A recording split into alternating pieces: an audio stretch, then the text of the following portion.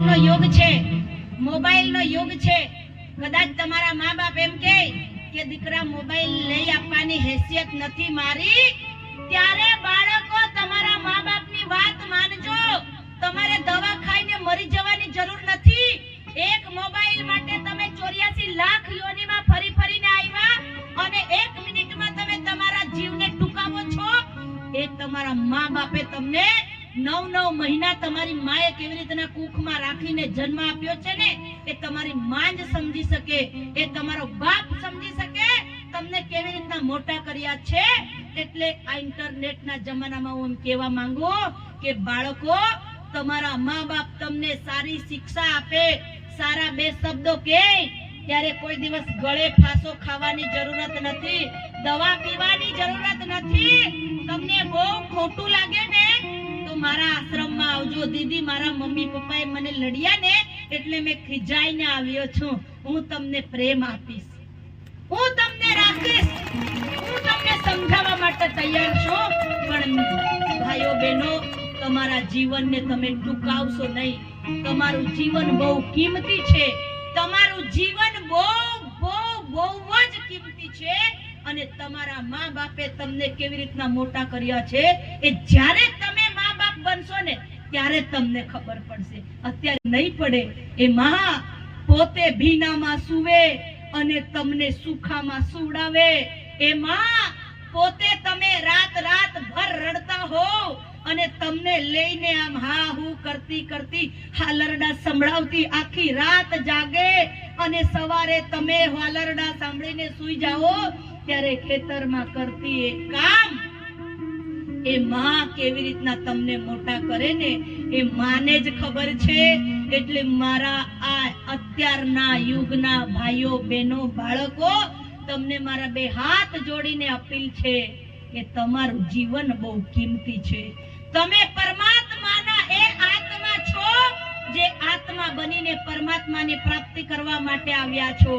તમે એ ભગવાન મહાદેવના જીવ છો જે જીવ બનીને આવ્યા છો ને શિવની પ્રાપ્તિ કરવા માટે આવ્યા છો।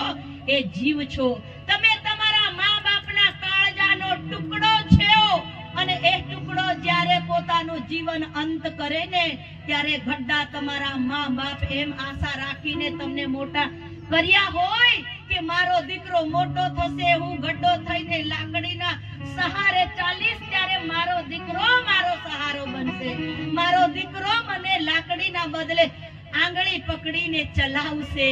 એ આશા રાખેલો તમારો બાપ, તમારી માં એમ વિચાર કે મારા દીકરાના લગ્ન કરીશ, મારી વહુ આવશે અને વહુ 2 રોટલા ઘડીને મને ખવડાવશે ને એ બી મારા માટે ખૂબ છે એવું વિચાર કરતી તમારી ગड्ढी માં તે એમ કહે અને તમે ક્યારેક તમારા 2 માના 2 શબ્દ સારા શિક્ષણના હોય અને એ તમને ખોટું લાગે ને જ્યારે તમે ફાંસો ખાઈને મરી જાવ ને ત્યારે તમારી માનો જીવ કેટલો દુખતો હોય એ તમારી માં જ સમજી શકે, એ તમારી માને જ ખબર પડે। કારણ કે માં તમારા માટે સર્વસ્વ લૂંટાવા તૈયાર છે। બાપ તમારા માટે એમ કહેવાય, દીકરો કે પિતાજી મને બાઈક લઈ દો, પિતાજી મને બાઈક લઈ દો, પિતાજી કઈ આ મહિનામાં નહીં આવતા મહિનામાં લઈ દઈશ।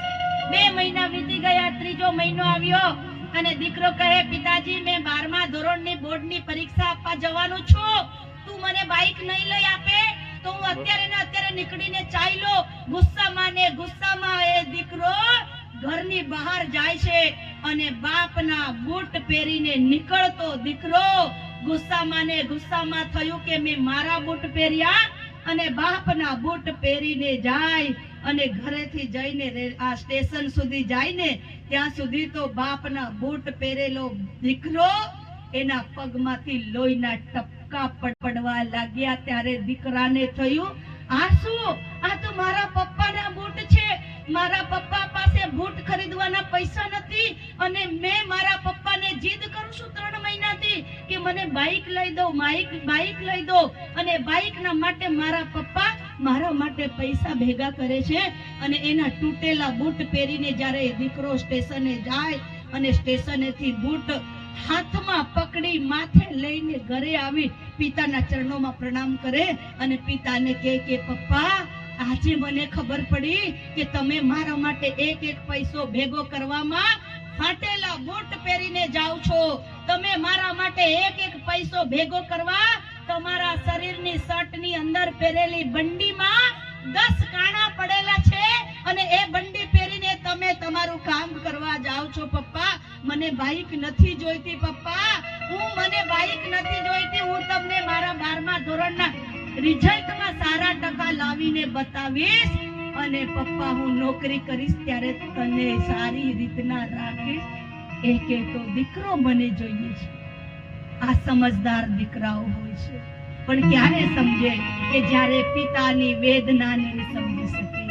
એટલે દીકરાઓ, તમારું જીવન ખૂબ કિંમતી છે. તમારા જીવનને તમે સંભાળજો. તમારા જીવનને તમે સંભાળજો. તમારા મા બાપની આજ્ઞાનું પાલન કરજો. તમારી માં કદાચ તમને એક શબ્દ કહે તો એને સાંભળીને સહન કરી લેજો. હા, મા બાપ બધું મળે પણ મા બાપ ક્યારેય મળતા નથી. પૈસો ખર્ચતા તમને બધું જ મળી જશે, પણ પૈસો ખર્ચતા મા બાપ ક્યારેય નહીં મળતા. ભૂલો ભલે બીજું બધું, મા બાપને ભૂલશો નહીં. અને મા બાપને જે દીકરો નહીં ભૂલે ને એને કોઈ તીરથ કરવાની જરૂરત પડતી નથી. એટલા માટે મા બાપ જ આપણા દેવતા છે એમ સમજીને આપણે સૌએ મા બાપની આજ્ઞાનું પાલન કરવું જોઈએ.